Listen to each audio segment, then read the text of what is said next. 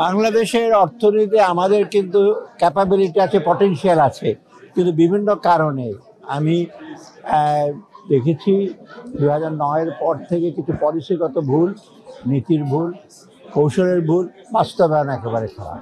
সব মিলে বাংলাদেশ যে পটেনশিয়ালটা আমরা অ্যাচিভ করতে পারি নাই, আমরা আশা করি যে আমাদের যে সেটা আছে, সম্ভাবনা আছে, এটা কাজে লাগে আমরা ইসে করতে পারবো। বেশিরভাগ মানুষ কিন্তু খুব কর্মঠ। আরেকটা জিনিস হলো যে এই যে আমরা যখন দেখি অর্থনৈতিক এগুলো খুব কঠিনভাবে যদি আমরা মনিটর না করে অ্যাকশন না নিই সময় মতো, তবে কিন্তু অর্থনীতির সমস্যাগুলি জটিল থেকে জটিলতর হচ্ছে। জটিল ছিল, এখন জটিলতর হচ্ছে। বিশ্বব্যাপী মুদ্রাস্ফীতি কিভাবে লাগামটা করছেন? মূল্যস্ফীতি আমি অনেকদিনও বলেছিলাম যে প্রায় 2 বছর আগে থেকে খালি ডিমান্ড ম্যানেজমেন্ট পলিসি দিয়ে, সংকোচনমূলক নীতি দিয়ে চলবে না। ডিমান্ডের চেয়ে বেশি আপনার সাপ্লাইটা বাড়ায়। এবং এই আমি বারে বারে বলছি, ক্ষুদ্র শিল্প, কৃষি শিল্প, কৃষিকে আরও বেশি এনকারেজ করে। ওরা দুইটা দিক আছে, পণ্য উৎপাদন হবে আর একটা কর্মসংস্থান বেশি করে।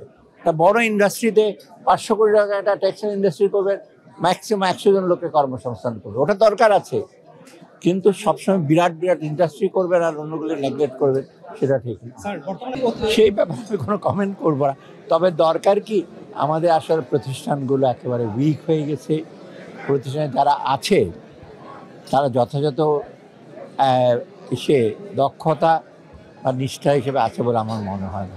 অতএব আমরা নিজেরাই বুঝতে পারছি।